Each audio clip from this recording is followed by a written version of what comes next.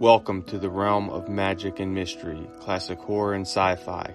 You are now entering the House of the Unusual podcast with your hosts, Eddie and Joe. Welcome all you cool ghouls and friendly fiends to the House of the Unusual podcast. I'm your host, Joe Pavlansky, and with me, as always, are my good buddies, Eddie, Chuck, and Cheri. Everybody, what's up? All right. Hello. Gosh, I feel like I just talked to you because this week we're recording back to back because our one and only Eddie is leaving us next week to go. I don't know where he's going, Mars or the moon or something for vacation. Where are you heading to next week, Eddie? Jupiter. Jupiter. Everybody goes to Mars and the moon. I want to try something different. I want to go to a giant one, you know. Eddie's going to Jupiter. He found some elder novelty on a distant planet. So he's Uranus is good. Yeah. The good thing about Jupiter is they say in the center it has small little planets. So I'll be going in through all the clouds. And it'll be a small planet like the Earth. There you go, in your own spaceship that you built from the back of a comic book, right? Yes. I was watching Vegetable Soup when I was back in 4th grade, and they built a spaceship, and I'm doing just like them. Awesome. So, guys, we are recording this on June 15th, but this podcast will actually be hitting on the early morning of the 23rd. So, guess where I will be heading on the early morning of the 25th or the 24th? Monster Bash, man! I cannot wait. It's like Christmas morning for me.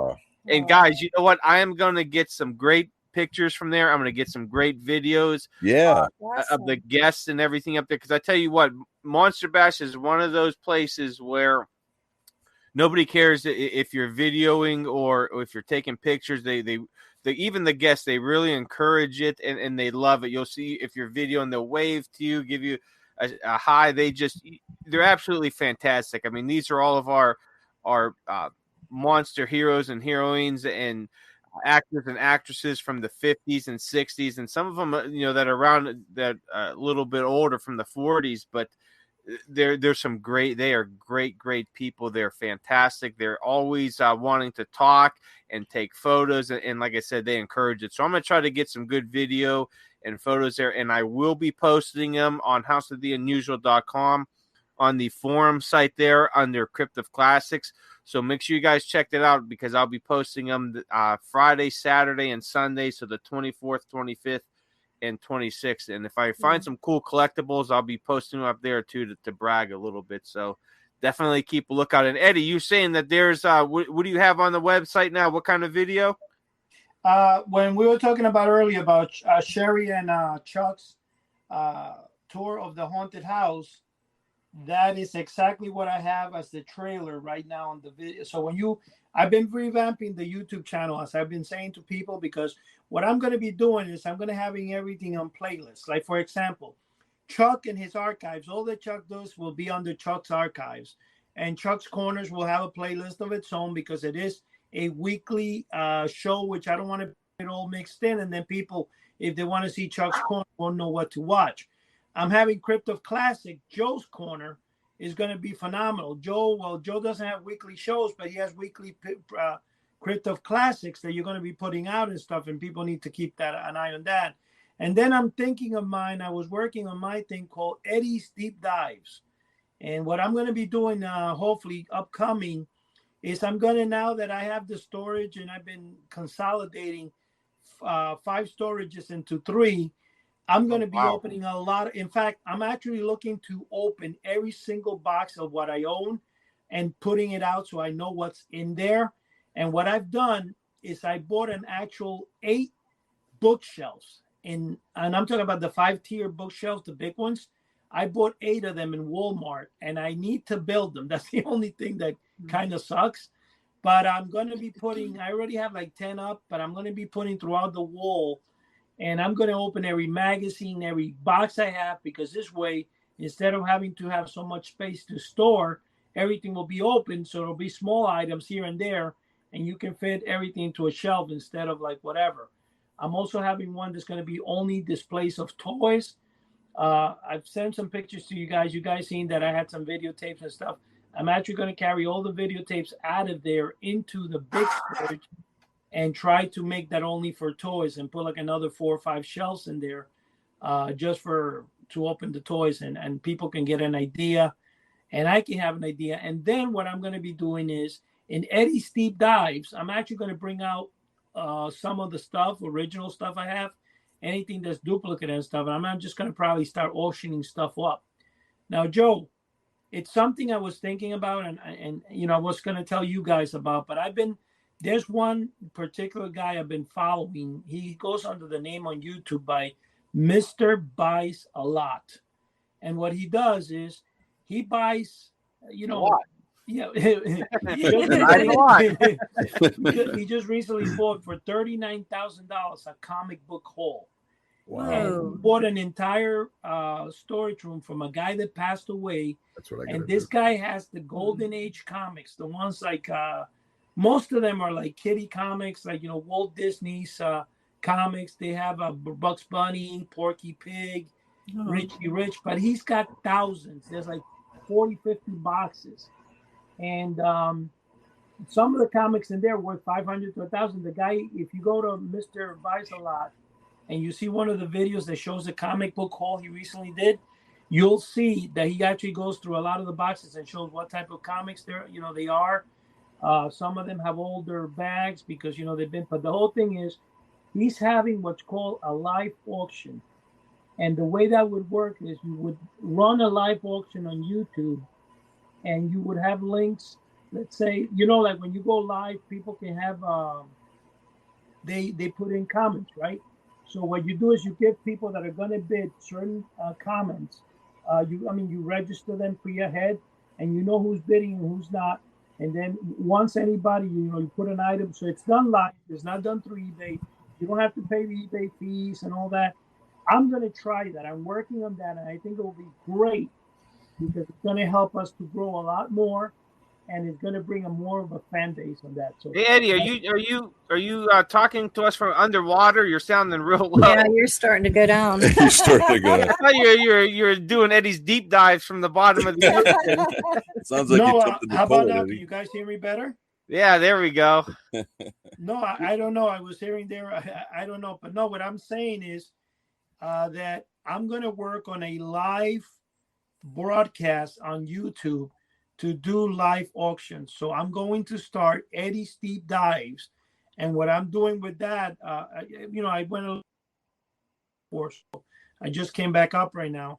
It's going to be weekly, do live auctions on my playlist on YouTube.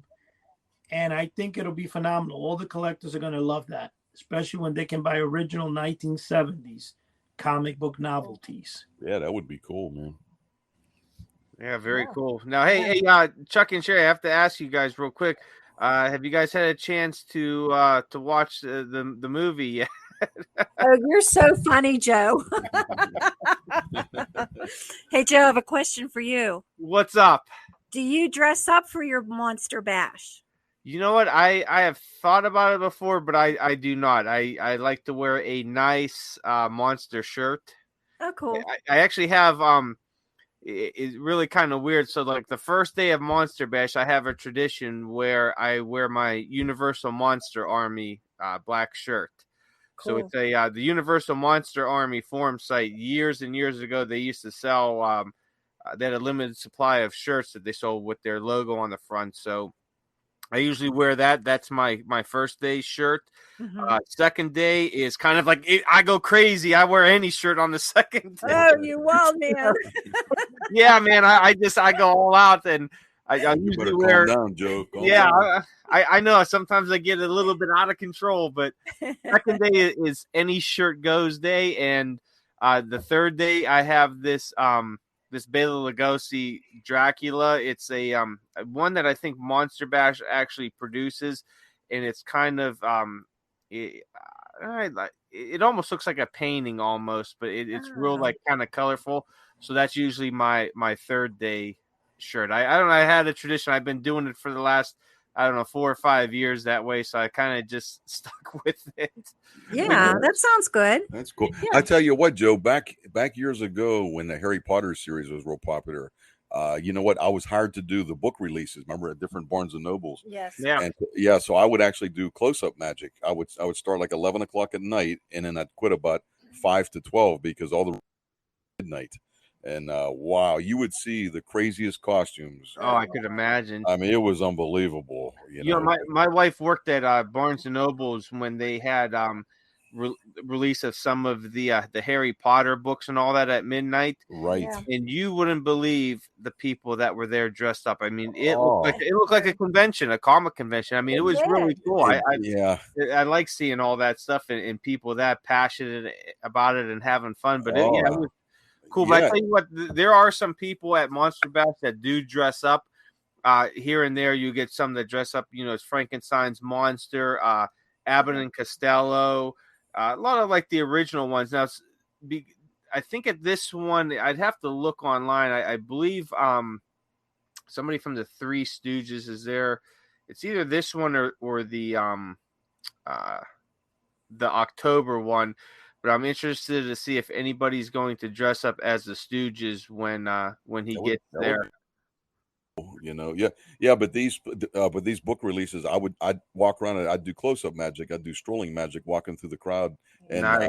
Man, they were dressed up. It was crazy, and then I would quit about maybe 5 to 12, maybe 10 to, because they would start to get excited, and then the big pellets would come out that pull the books out, and I'd say, I think it's time for me to go. And it was that would be cool at Monster Bash if someone was walking around doing some close-up magic like that. Hint there, Chuck Caputo. There you go. That might, because it's one of those crowds that would really enjoy that, because you do get a lot of also you get a lot of horror hosts that are there in their costume and all that, and people love it there. It's a very open crowd and everything. They love seeing that stuff, magic and horror hosts. I think it would go over very well there. Yeah. I like the fact that you said that they don't mind you videotaping or taking pictures. I think that's great, because you know what, people, I couldn't tell you like how many times that they videotape me with doing magic, like at different functions. And so, I think the vast majority of them do ask. They said, do you mind? I said, no, not at all. Go ahead and help yourself. You know what? People don't seem to realize that actually helps you if they get you on videotape, because they'll show it to their friends and say, hey, who is this magician? He was really cool. Now throughout the years though, we've been to magic shows where the magicians, said, oh no, you can't videotape, can't take any pictures.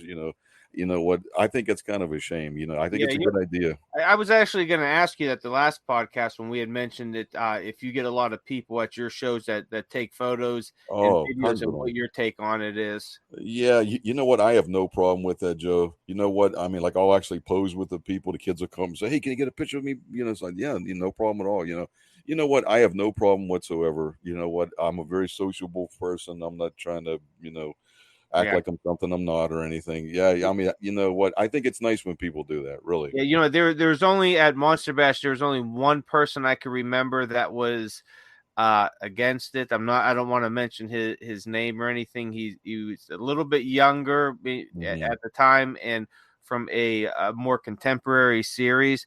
But I actually went up and got an autograph, and it was very businesslike and robotic, talking with him and his son and how it was done. It was very impersonable, and I wasn't the only one that felt that way there. And to make a long story short, he wasn't invited back for any future. Well, there you go. Yeah, you got to be friendly, man. You can't. Yeah, I tell you, the rest of them there are just they're absolutely fantastic. I mean, they, that they're these famous movie stars, and to us they're the best, because they're in the movies that we love, or they're the children of the actors or actresses we love. Icons.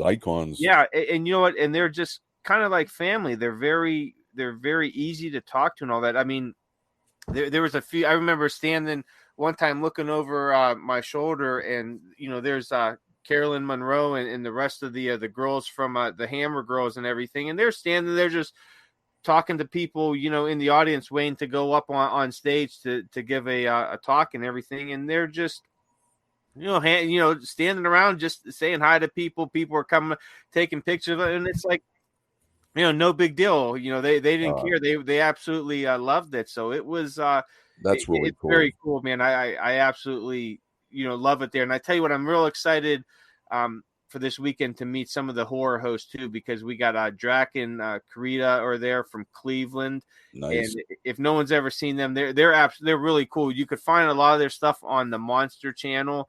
They're absolutely funny. I mean, they're hilarious. So definitely check them out. And then there's Mr. Lobo's going to be there. I believe he's from out in California, but he always got some really cool props and everything up there. And he's someone, Chuck, I think you would like, because he has a lot. He does like some magic stuff, in his with the different props and all that. Nice. That he uses. And then I thought there was one other one going to be there. I can't remember, but I'm real excited to see some of the horror hosts this year, because over the last few years with COVID and everything, some of the horror hosts, they weren't coming out to the shows. So this will be kind of like the first one where they're starting to come back. So that's great. It's going to be cool. And there's going to be David the Rock Nelson. Have you guys ever had the pleasure to meet David the Rock Nelson? No. I have not. No. Eddie? David the Rock Nelson. David the Rock Nelson.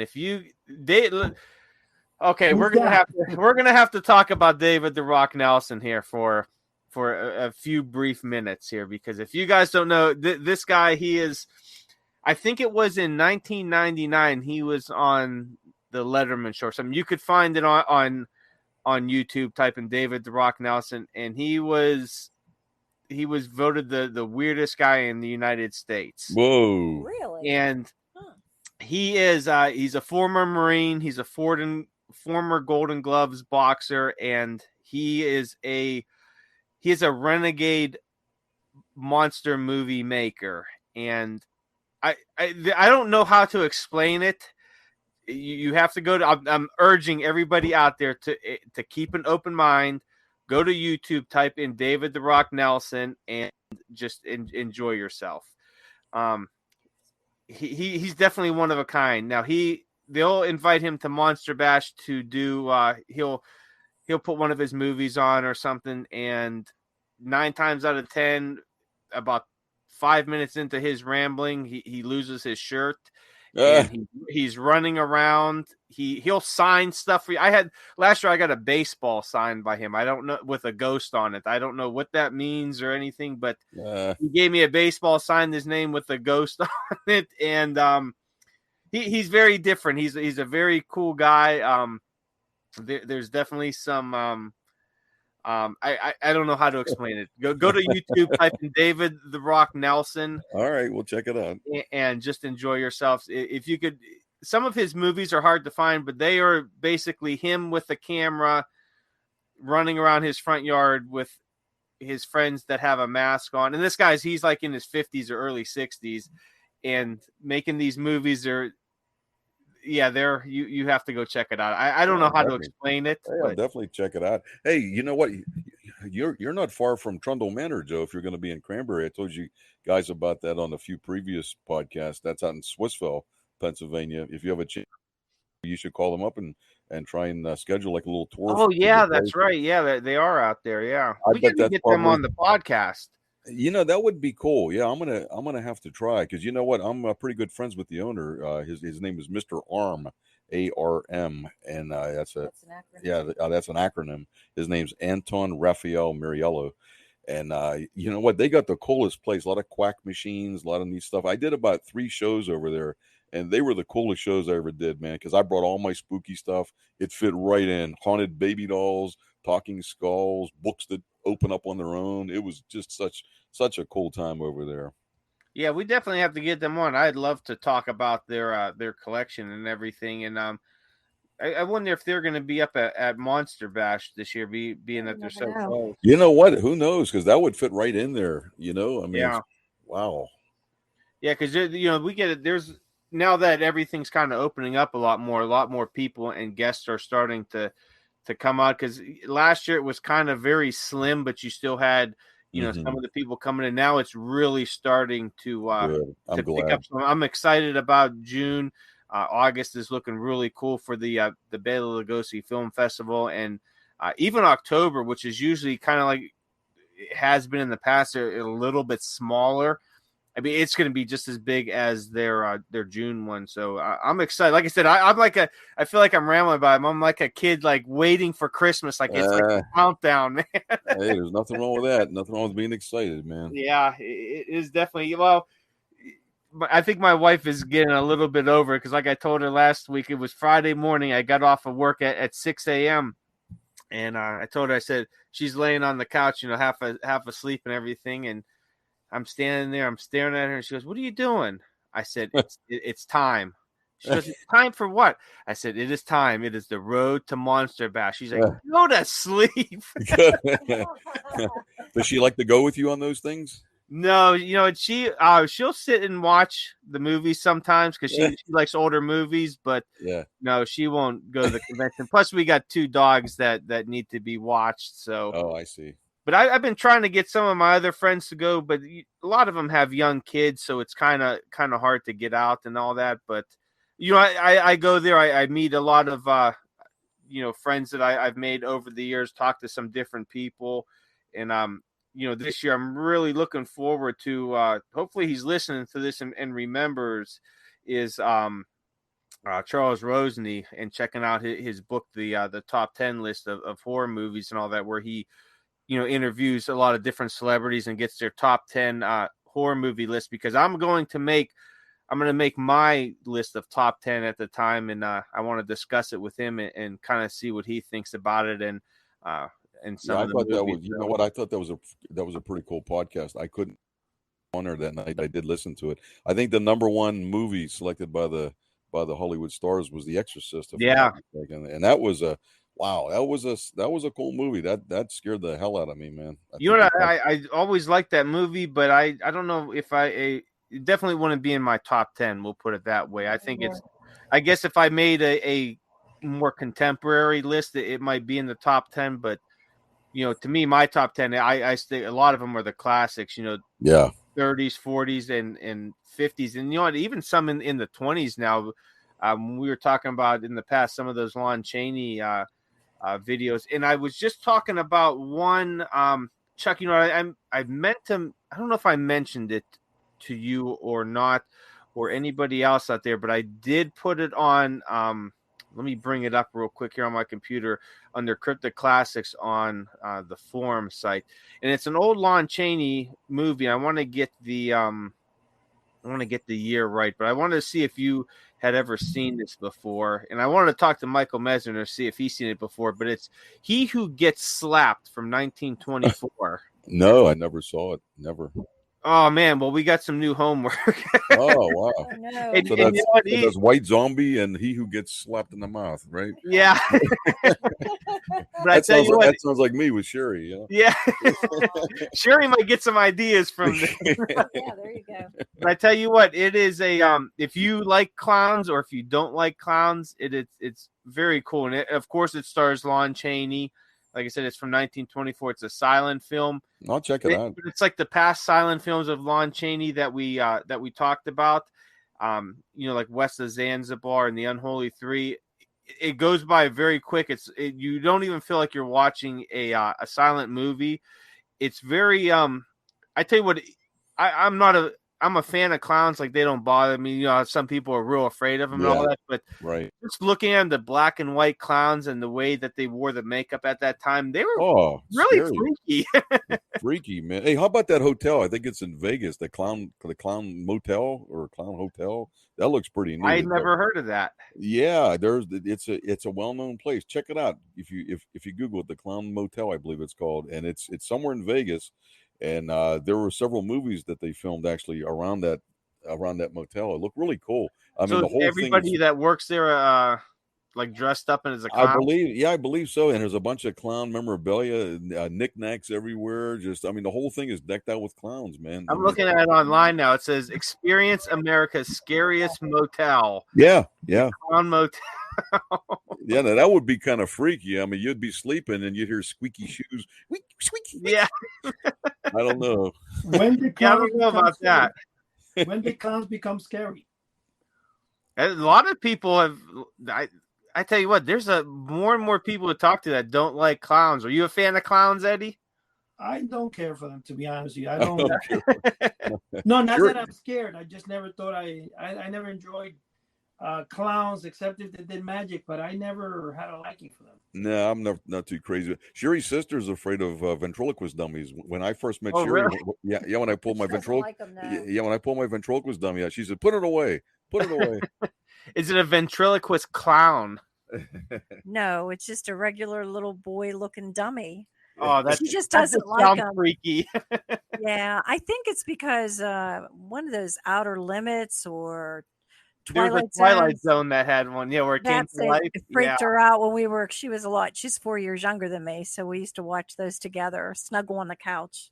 yeah, I could definitely see that. Okay, yeah, Yeah, I tell you, like I said, with clowns, I've always kind of enjoyed them, especially when we went to the circus and everything. But yeah.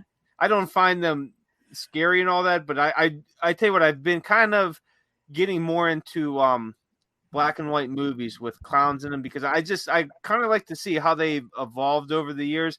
And I tell you what, especially as we were talking about the 1924 one, He Who Gets Slapped, just the makeup and their outfits in there. If you were to take that clown, just take him out of the movie and put him on the street today, it would freak people It out. would I mean, freak they would people. be, yeah, they would Absolutely. be running crazy. How about some of these costumes where kids used to dress up? I see these old photos from back in the 20s and 30s when they dressed up for Halloween. Oh, that's the Whoa. stuff of nightmares, man. Oh my goodness, unbelievable. Yeah, I found some when I did a book a couple years ago on Camel, Ohio, and I really wanted to find some old photos of Halloween from like the something around the schools or from the park or something.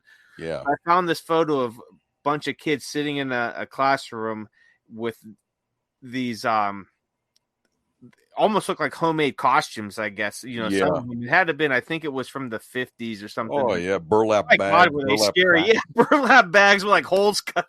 Yeah, they look freaky, man. They look freaky. Yeah, I found quite a few like that.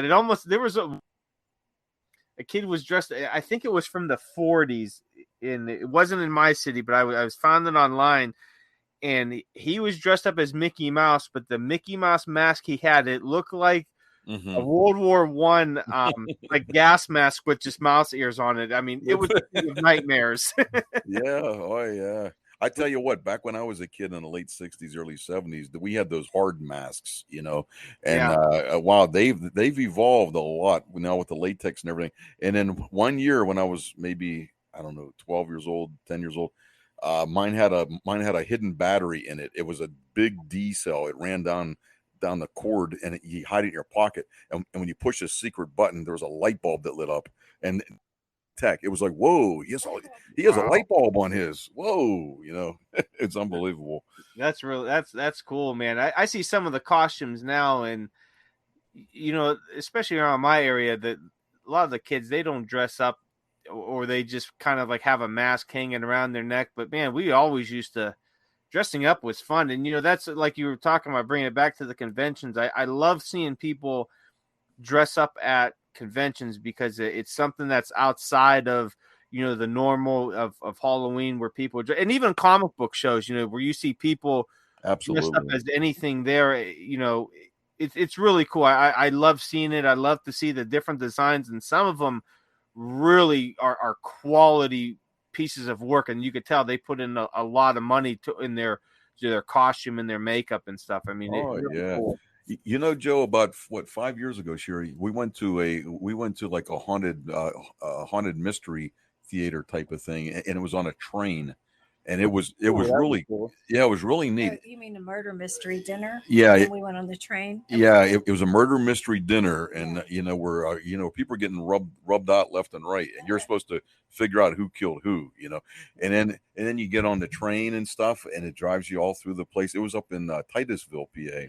And then we stayed overnight. And then we slept overnight. In a caboose. Yeah, what you could do is rent like a little train car. Yeah, it was nice. Wow. It was a little caboose Yeah, that they had decorated. It was really nice. but there was about 6 of them. the Halloween costumes, it was around Halloween time. Yeah. Mm-hmm. The costumes they had, like you said, were so creative. It was unbelievable. I mean, it was really, Sherlock Holmes. And yeah. One guy won. He won the competition. He was dressed up like a Mad Hatter that kind of had ripped clothes and stuff, but he looked really sinister. He did a really good job.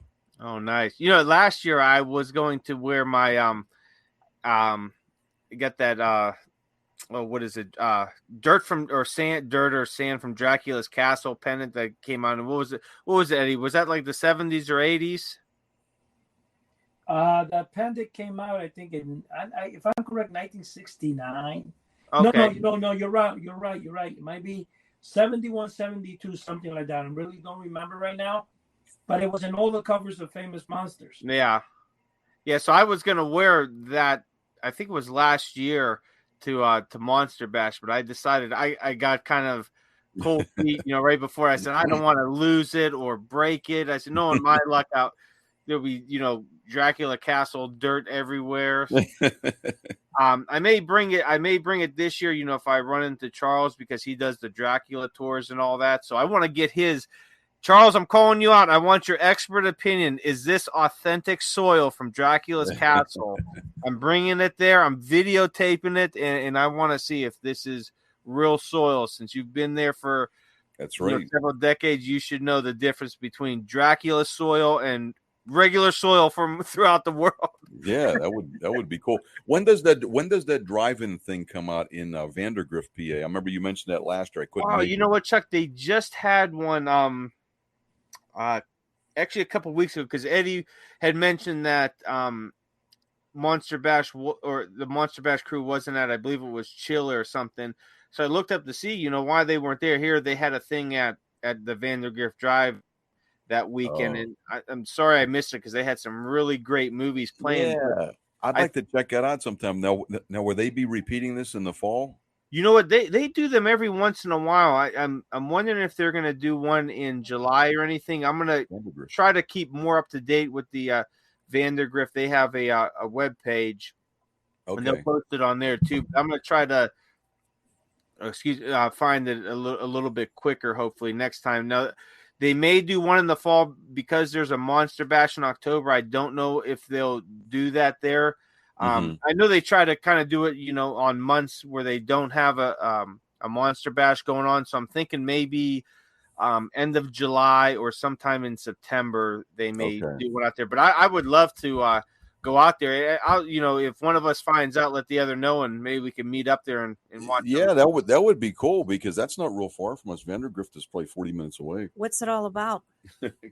What's that? The Vandergrift? Yeah. It's a real nice drive-in. They have a real nice screen, and then really cool inside area where they have a whole snack buffet. And the Monster Bash team, they'll put out movies and books and all that, and toys to purchase. But you basically sit in your car and they'll play like some cartoon shorts, maybe some Three Stooges, and then they'll usually play 2 or 3 movies all the way into the night. And I know last year when I went, they did it really cool because it was kind of an all-day thing. They had breakfast in the morning. They had different events going on during the day, and then as soon as the sun went down, they started with the movies and everything. So it was pretty cool. That sounds really neat. Yeah, but if one of us finds it, let the other know, and we'll have to meet up there, and we'll even try to get Mr. Guevara to drive out there, or maybe fly his homemade flying saucer out there. Yeah, that would be cool. What's that, Eddie? I said I will try. Well, you got to start making your flying saucer, man. Huh? Can you guys hear me at all? Because I want to make sure the microphone here is connected correctly. Yeah, you sound a little bit low. I don't know if you're still underwater or what. You sound a little far away. No, remember we had. I think we had all the outages and stuff. It might be due to the fact that, the internet went off before. Remember when we went on? Yeah. You had to restart, so I think it might be in my area. Yeah, maybe. Are you guys hot out there too? Because I know it's been a real hot week here. Oh my goodness, it's so hot here. I haven't been out now. Can you hear me good now, or do I have to yell? It still sounds far away. Really? Wow. Eat the mic. Are you in another room than your mic? Technically, I'm going to disconnect. Let me see. How about now? A little bit better. Yeah, it's passable. It'll work. Are you there, Eddie? Are you there? Earth Eddie, Earth Eddie. Come in, Eddie. And right now, you guys don't hear me? Oh, that sounds good. That sounds good. Now, all right, there we go. Now we're cooking okay, fire. then perfect. No, I was saying that whatever you were saying that I was saying. Go ahead. Whatever you were saying, that's what I was saying. We were telling you got to get your flying saucer together to come out to Vandergrift next time and watch movies on the big screen. I would love to do that, Joe. If you just let me know a week in advance, I probably will make it a point to go over there. We have to meet eventually, you know. Yeah. One of these days, we would have to do one in the. It'd be nice to really meet up too in that. Chuck, what's it called? The manor. Trundle Manor. That would be Trundle cool. Manor. Yeah, that'd be really cool to do a podcast from there amongst all their. You know what? I would make that a point if you guys want to do it. That sounds phenomenal. I mean, the last time I know Chuck was trying to get us to meet in the flying saucer area. They changed the date, but you know what the problem is with that? That I think Chuck wants us to go to one of those weird, unknown land and maybe get attacked by a Bigfoot. Eddie, you think Chuck and Cheri would have invited us to Ocean City to podcast? We got right from the beach. I mean, how much better could that have been? Oh my God! Yeah. You know what? Unfortunately, my invitation got lost in the mail. That's it. That's right. Yeah, the dog ate it. Yeah, the dog ate it. They like because they got the dog now. I think mine was eaten too, but they kind of like to keep it private. Like they're not going to Key West. I heard. In search of a haunted doll, but I'm not going to say much because I think Chuck is planning a way to swindle it and take it out of the state, you know? Yeah, I don't think I'd want that doll. That thing's pretty creepy. It's called Robert the Doll. If you search that, Joe, this thing has quite a past, like a nefarious past. The guy that owned it, supposedly this doll was seen peeking out the window of his house when nobody was home back when he was a kid, and it was running across the floor. So they have it down in the museum down there. It was like 1915, maybe somewhere around there. And I'd like to see this thing in person. And so I'm going to try to get that on video. We'll see what happens. Yeah, I've heard a lot of radio interviews with people that interact with Robert the Doll. I heard he's pretty freaky and all that, and I know some people even got video where it looks like he's moved and everything on his. Yeah, I'd like to check this thing out. Like his face is actually made of like cork, kind of. It's got like holes in it, like kind of craters and stuff and everything. It looks really, really bizarre. And he's dressed as a sailor, and he's holding a little pet lion. Like so the doll's holding a little lion, a little doll. And it's pretty cool though. I'd like to check this thing out when we're down there. And you know what? We won't be far from Cuba, Eddie. We'll be in Key West, man. Not that far. I don't know how true this is. I've never been to Key West. My wife did. But if you look at the sound there, you can see the lighthouse from Havana. Wow. Oh, nice. It's only 90 miles away, but I think you could see it yeah. through binoculars or something. I've never been down in Key West. I can't wait. I don't know. I mean, there's nothing there. I mean, there's a lot of things, but I would be more proud to go to where there's like pirate stuff and. Yeah. It sounds humid. It sounds hot to me. I don't know. We'll see. You know, you started mentioning a doll and everything, and we've been talking about some spooky stuff last few podcasts and this one. But I got a really cool, tale right here. If you guys want to hear it, it's from the book. It's called "The Thing at the Foot of the Bed and Other Scary Tales" by Maria Leach. So if you guys are up for a very quick, short story, go ahead, Joe. Take it away. Guys ready? I mean, it's so hot outside. It feels like a huge campfire. So, we can pretend like we're around the campfire, and I'm going to tell you guys a little spooky story. It's called Sop Doll. All right. We're talking about dolls, so sit back, relax, and enjoy the smooth sound of my voice. All right, guys, here we go. This is from The Thing at the Foot of the Bed. All right, it's called Sop Doll. Once there was a miller who owned a big mill, and he hired a young boy named Jack to help him. The day Jack arrived, he said, "I've come to tend the mill." And the miller said, "Well, I must tell you that I've had many millers, and they all died the first night." "All right," said Jack, "I don't care." "Just the man I need," said the miller. So he showed Jack all around the mill, and he showed him his own corner where he would sleep and the fireplace where he would cook. and he showed him his own store of meal and meat in his own big skillet. This was fine, Jack thought, and he set right to bake some bread and fry some meat. And then he sat down on the floor to eat his meat and bread and gravy, or sop, as the gravy was called in that region. A candle on the table and the blazing fire made light enough. Then all of a sudden, it got pitch dark.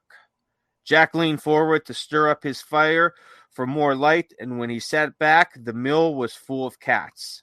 He couldn't count all the yellow eyes a-shining in the dark. He felt sort of scared, but he began to eat his supper. Then one old cat stepped out in front of Jack and said, "Sop, doll, sop." All the cats sat down in rows in front of Jack then, and the big old cat struck her paw in Jack's meat sop and licked it. "Sop, doll, sop," she yelled. Jack did feel pretty scared, but he said, "You stick your paw in here again, and I'll whack it off." So she struck her paw in Jack's meat sop again and licked it. "Sop, doll, sop," she yelled. "Do that again, and I'll whack it off," Jack said. So she did it again, and so Jack whacked it off. The old cat gave a great screech and disappeared. All the cats vanished with her. The paw had fallen right into the skillet, and Jack saw that it was not a paw, but a woman's hand with a fine gold ring on it. So Jack took the hand and wiped the meat sop off of it and put it in his pocket and went to sleep. In the morning, he went to the house to tell the miller what had happened. The miller was glad to see that Jack was still alive. "Oh, sure, I'm alive," said Jack. So Jack told the miller his story and pulled the hand with the ring on it out of his pocket. And the miller saw that it was his own wife's hand and his own wife's ring, which he had been given to her himself. He ran upstairs to find her and found her lying in bed very sick. "Show me your ring," he said, and the woman stretched her left hand out of the covers with an old doll ring on it. "The other one," the miller said, but she wouldn't. So he grabbed her right arm himself and saw that the hand had been cut off at the wrist. Then the miller knew that his wife was a witch. The end. Ooh, I like that. That's pretty cool. Pretty cool story. I know a few podcasts ago we had talked about some old books, and I had found this. It's an old Dell book from I believe it's from the 70s. Actually 1959. This one's a 6th printing from 79 that I'm holding here.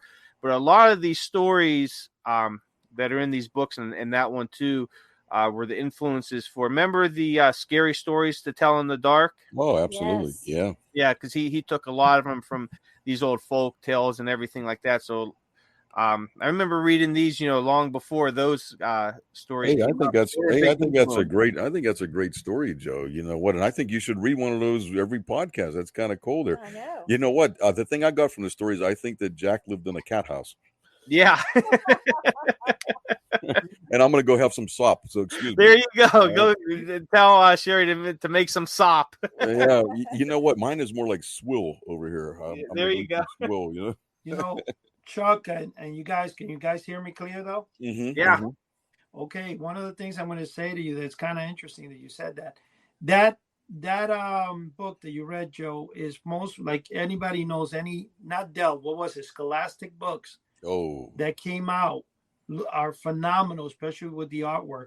You know, one thing that really blew my mind, if you go on eBay and you search out honeycomb cereal box from the 70s and stuff, and let's say you try to buy one with the record intact, they sell the horror record for almost every horror record that came out, but they never sold an entire box that still has the record intact. Wow. Making me wonder how much the one that I own that still has the record intact would be worth today. Now, what kind of were those scary sounds on there? Or did they have no. They had, like, for example, Honeycombs came out back in, I think, 71, 74, or 76, around there. They had records that you would cut out of the back, and it would be, one was the sounds of the haunted house, scary sounds, different. Altogether, they put out like 6 different ones. If you go to eBay, they're available. You can buy the records that people apparently cut out and put on the record players, but you cannot buy a cereal box with the record still intact. I have never seen one. Oh wow. And that's sad because I mean it would be phenomenal to own one like that. In fact, me and Chuck had talked about it, and you too, Joe. I think we had talked about it would be awesome to eventually try to do a House of the Unusual cereal box. And that would be cool. Hard to do, and it would be phenomenal if we could. What would be the name of our cereal? Well, you could say House of the Unusual cereal. I mean, the we'd have to have a snappy name. Come on. You can do it because like Chuck's Chunks. Oh yeah. I think we should put a cat. I think we should put a cat's paw inside of it. Yeah, there we go. You know, with a ring on it. To do the thing with the cereal thing is that you can actually get a hold of big cereal companies, and they do specialized boxes. They do it like when you go to, you know, I guess I have ShopRite in my area. I don't know if you have a ShopRite in your area, Joe, but whatever supermarket you go, you'll notice that the supermarket brands its own cereal, and they have their own cereal, like the cheaper version, but it's really the same cereal as the same cereal. You know, the Monster cereals and all that stuff. The only thing is that you can do it. It's not that expensive either. What would be you'd have to have like a little toy inside of it. So what would be our free prize toy? A little shrunken head. 7-foot monster ghost. Yeah. Shove a whole 7-foot poster in the box. No, I think that'd be cool, but I think you're on the right track, Joe. You like put fortified chunks, maybe pieces of Joe and Eddie's ears or something. That'd be cool. That would little Eddie Guevara marshmallows. that would that's definitely costly. You got to get like a regular cereal and just add it to it. But to add like different things, then they have to create the molds. That's where the cost comes in. I picture it called House of the Unusual presents Chuck's Chunks, and they look like Captain Crunches, and then it's Eddie, Joe, and Cheri marshmallows. That would be cool. That would be. Oh man! Oh my! And then inside each box is a free 7-foot poster, and we'll just fold it up real small and shove it in there. Yeah. Send in 4 box tops and get a bowl of sop. Yeah, there you go. 4 proofs of purchase plus $9.99, and you get your own bowl of sop shipped right to you. Yeah. Oh man. Oh, that would be great. Put it right, send it to the local grocery store to sell. One of the boxes that was really fun that I bought like 4 of them actually. There was a couple of years ago, Honeycomb again introduced Scary Sounds, but what they did is that you were able to order a cassette Walkman, like a cassette Walkman with a Scary Sounds Haunted House cassette tape. This was probably in 2002, 2004.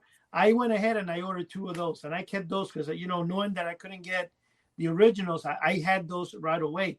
Now, the thing that was interesting after that is they put out a box with spooky sounds, and what it did is when you open the box, on the lid of the box, there's a little square box about 2 inches across by half an inch thick, and it will go like, wee, like that. That's cool. I have 6 of those.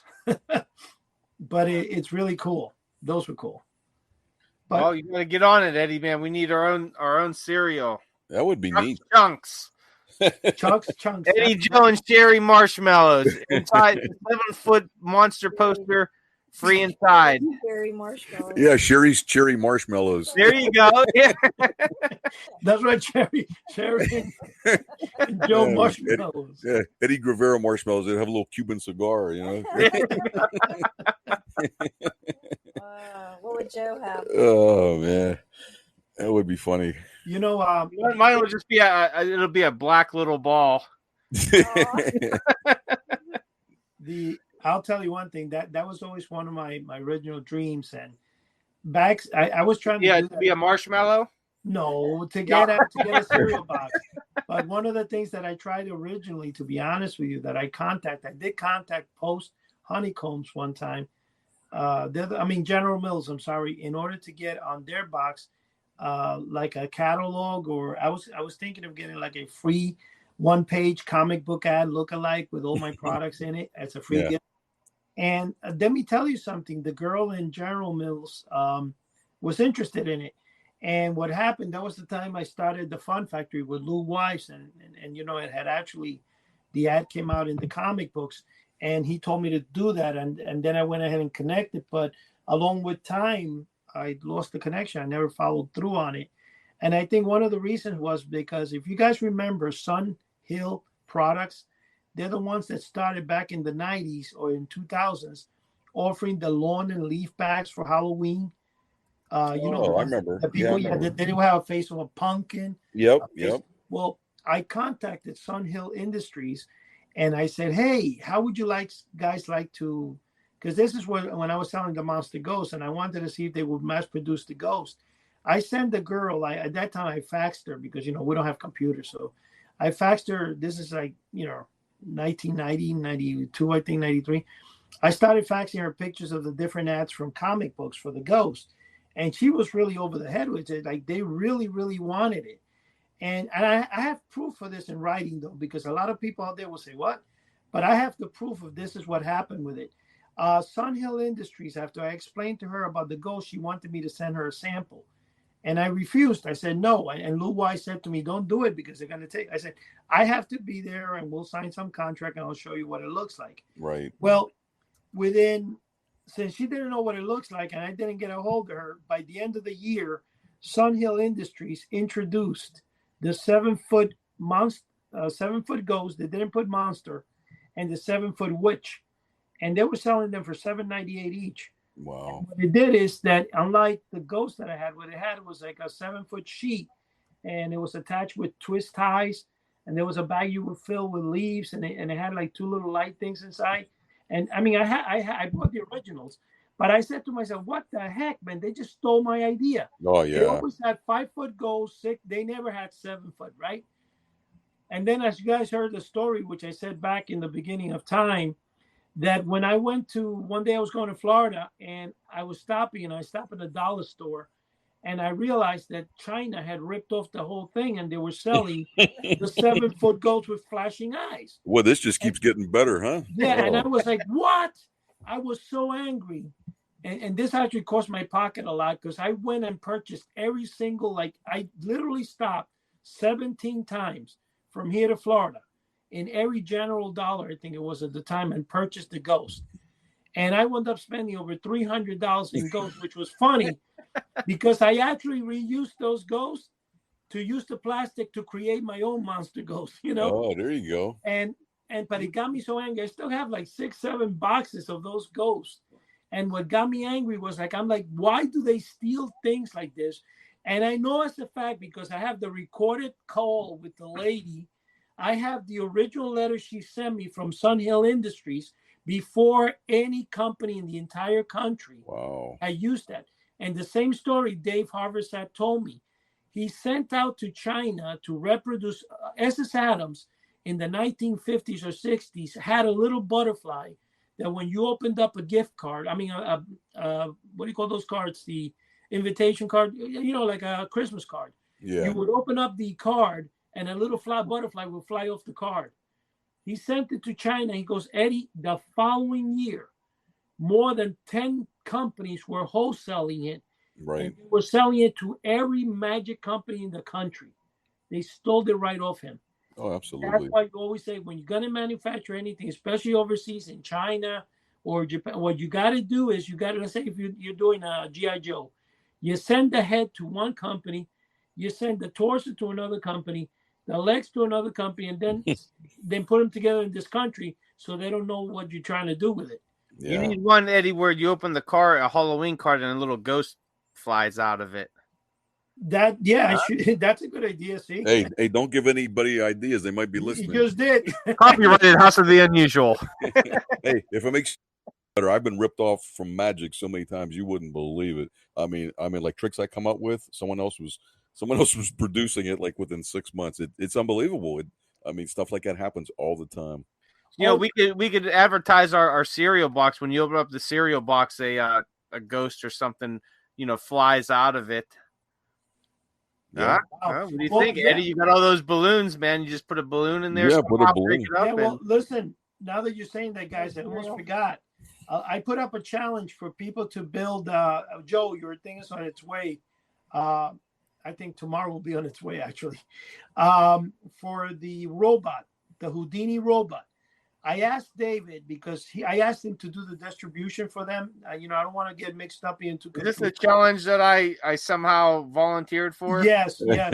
And I'm going to tell, what I asked David to do it. I don't know if he's done it just yet, but he's going to put a link for people out there that want to purchase this, the robot from Houdini, the poster. It's going to be available and it'll be able to be purchased on eBay.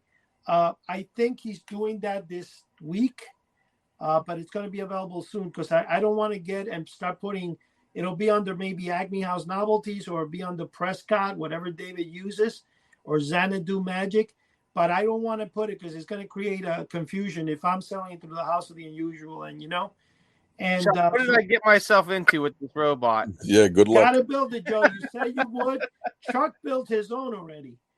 And, unfortunately, Chuck had to make his hands because without knowing. And how long did it take you, Chuck? Oh, my goodness. It took me an hour and a half to cut it out and about 2 hours to put it together. And you know what? Did Cheri help you at all? No. You know what? I kind of put it together wrong because I unknowingly put the hands on his kneecaps. And I said, Eddie, there's no hands. You could never be a Frankenstein. A Dr. Frankenstein. Well, I should have helped him. Yeah, really. Yeah, Cheri, you were the nurse. You know what you know about anatomy and all that. You Chuck, the hands do not go where the knees go. Yeah, I'd be a horrible Dr. Frankenstein, man. I kept tearing pieces up on the floor. He goes, mine took me 2 weeks, guys. 2 weeks I spent doing mines. Oh, man. I'm going to have to. I'm kind of excited about putting it together, but I know it's going to be. It's going to be a task. And if you guys out there don't know what we're talking about, go over to houseoftheunusual.com in our forum. It's under one of them. There's a robot that guys have been putting together, and it looks interesting. We'll say that it looks interesting. I'll be putting some updates on the site on my progress. You know what? Take your time, get some good glue, and just cut some out. Take a break the next day, cut some more out. Just take your time. What kind of glue did you use? Did you use Elmer's, the stick glue? I used super glue type of thing because it bonds real quick and it's real powerful. You know what I mean? Okay. But you could use whatever you want. And but yeah, so it all went together good except for the hands. I put them on for some reason I thought it went on his kneecaps. I didn't know. I'm gonna blame that on Cheri. She should have been standing by for to give you some guidance. I'm gonna say something because we're running out of time. But the glue that I used, I went to Michael's, Joe, and Cheri and Chuck, and I bought the glue. When you have let's say a baseball cap and you want to put little beads to it and stuff, and it's clear glue. That worked for me because I did have a problem trying to get the glue because the part, the cardboard is kind of sturdy. And it's kind of hard to hold in place. It takes a bit of a butt. It's a little hard gluing it together. But Joe is going to tell the people out there, and he's not going to say it on this show, but I was talking to Joe about this. He might make it that whoever builds this robot and mails it to us, the best robot built will get maybe up to even a 6-foot Frankenstein color poster. Hey, nice. For $149 as a gift.